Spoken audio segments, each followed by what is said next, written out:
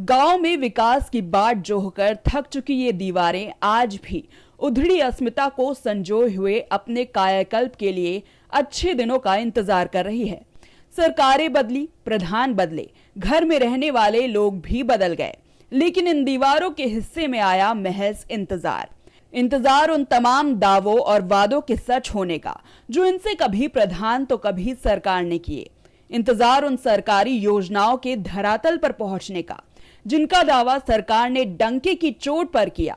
इंतजार उस विकास के जमीनी स्तर पर दिखाई देने का जो सरकारी दस्तावेजों में तो देखने को मिला, लेकिन गांव आज भी उससे महरूम है। नमस्कार, मैं हूं राजेश यादव। आप देख रहे हैं प्राइम टीवी का खास प्रोग्राम प्राइम चौपाल में आपका बहुत बहुत स्वागत है। इस समय विकासखंड मलिहाबाद के ग्राम पंचायत जौरिया में मौजूद हूं और कहते हैं कि देश के विकास का रास्ता गांव की गलियों और चौबारों से गुजरता है, लेकिन अगर गांव में विकास नहीं हुआ तो आखिर देश का विकास कैसे होगा? क्योंकि तमाम सारी योजनाएं मोदी सरकार की और योगी सरकार की तमाम योजनाएं गांव के विकास के लिए आ रही हैं, लेकिन वो योजनाएं जो हैं या तो कागज़ पर धरी की धरी रह जाती हैं या फिर प्रधान और सचिव के जेब में उसका पैसा चला जाता है।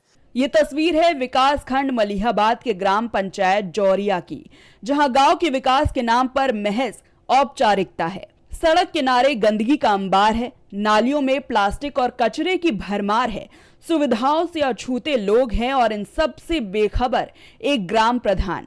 पंचायतों में स्वच्छ भारत अभियान के तहत करोड़ों रुपए खर्च कर कूड़ा निस्तारण केंद्र बनाए गए।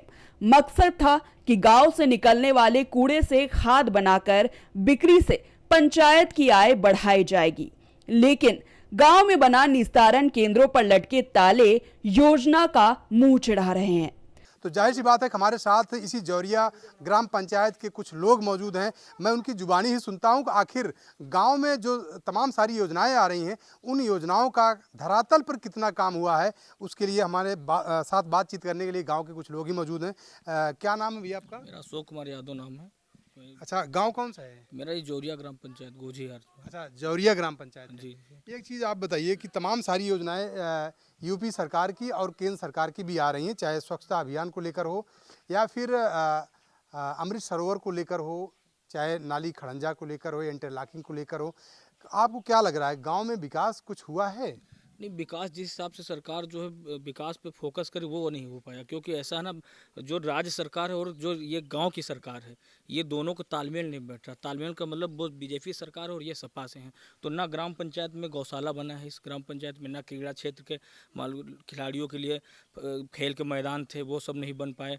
और तमाम से जलाशय थे, जलाशय भी वैसे ही पड़े हुए हैं। और सारी चीज़ें मूलभूत सेवाएँ जैसे रोड हैं, लाइट हैं, कोई अंधेरा था। अभी तक 15 साल तक इस ग्राम पंचायत में अंधेरा था, जो कुछ मतलब निजी पैसों से मतलब उजाला किया गया और काम किया गया।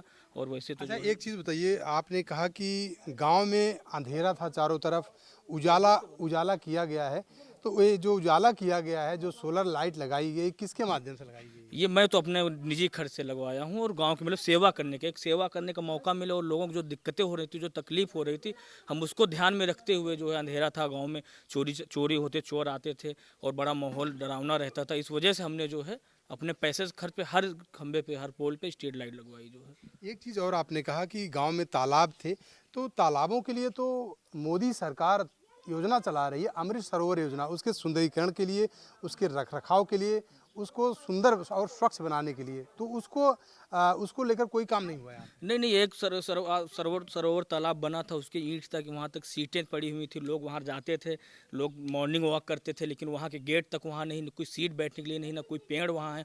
और उसके नाम पे बहुत सारे चौकीदार लगे थे, सिक्योरिटी गार्ड लगे थे, पैसा भी बहुत निकाला गया, लेकिन कोई काम दिखता नहीं है। मतलब कोई वैसे ही पड़ा। आप सरोवर तालाब देखेंगे तो बिल्कुल ही बेकार है, मतलब कोई वहाँ पर बैठने लायक कोई चीज़ नहीं। और पैसा सब कहाँ चला गया उसका कोई मतलब ही नहीं, कि कोई पता ही नहीं चल रहा कि कैसे क्या हो गया, कैसे सरकारी धन का बंदरबाट हुआ, क्या हुआ, कैसे क्या जो है। क्योंकि सरकार आरआरसी सेंटर हर गांव में बनवा रही है, कूड़ा घर जिसको बोलते हैं, और कूड़ा घर के साथ में हर घरों से कूड़ा उठाने का काम योगी सरकार करवा रही है।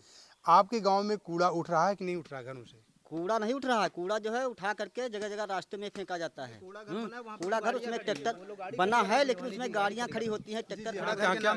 कूड़ा घर जहाँ पे बना है वहाँ पे अपनी गाड़ियाँ खड़ी रखी हैं, 3 ट्रैक्टर टाली डाला और 4 पहिया वहाँ पे अपनी खुद खड़ी कर रखे हैं। क्योंकि उन्हीं के घर वाले लोग जो आरआरसी सेंटर कूड़ा घर बनाया गया है उसमें अपने ट्रैक्टर टाली गाड़ियाँ खड़ी की हैं। मौजूदा सब खड़ी हैं, वहाँ पे कुछ सड़क और कुछ नहीं पड़ता है। एक चीज़ बताइए, तमाम सारी योजनाएं चल रही हैं, एक योजना और है कि ग्राम अस्पताल, हर गांव में ग्राम अस्पताल बनाए जाते हैं कि किसी को भी माँ बहन या बेटियां जो हैं उनको कोई दिक्कत हो तो उनको तुरंत उपचार मिल सके। इस गांव में है बना? अस्पताल तो बना है, डॉक्टर बैठते हैं? डॉक्टर हाँ आते हैं और वही टिकिया देते हैं, जो बुखार हो या जो कुछ हो एक ही टिकिया देते हैं। हाँ, हाँ।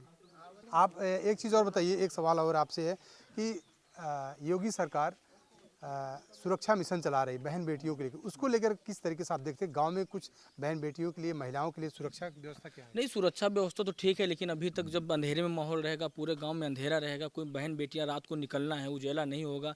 अब मोदी सरकार 24 घंटे लाइट दे रही है, लेकिन उसका लाइट का यूज कैसे हो रहा है? गाँव में स्ट्रीट लाइट लगनी चाहिए थी। क्या ऐसा तो है नहीं कि कोई बजट में प्रावधान नहीं है सरकार की स्ट्रीट लाइट ना लगे, लेकिन अभी तक नहीं हो पाया। कुछ लोगों ने अपने पैसे से लगवाया, कुछ लोगों ने किसी तरह से मदद लेके उजाला करके, जो बहन बेटियां जब उजाला होगा जब भी तो बाहर निकलेंगी शाम को। एक सवाल और आपसे है कि जो पात्र लोग हैं उनको आवास कॉलोनी, चाहे ये सीएम आवास हो या पीएम आवास हो, उन लोगों को मिला है कि नहीं मिला है? यहाँ हाँ, नहीं अभी तक तो मिला है। खैर कुछ लोग जो छूटे हुए हैं उन लोगों ने, हमने भी प्रयास किया है और गांव के लोगों ने प्रयास किया, अभी सर्वे करवाया है और उनके भी आवास जो है हम अपने स्तर से, अलग से स्तर से, मतलब बिना ग्राम प्रतिनिधि को छोड़ के हम खुद जो है प्रयास करके लोगों को सोच रहे हैं जितना से जितना सरकारी लाभ मिल सके, जो है आवास का लाभ मिल सके।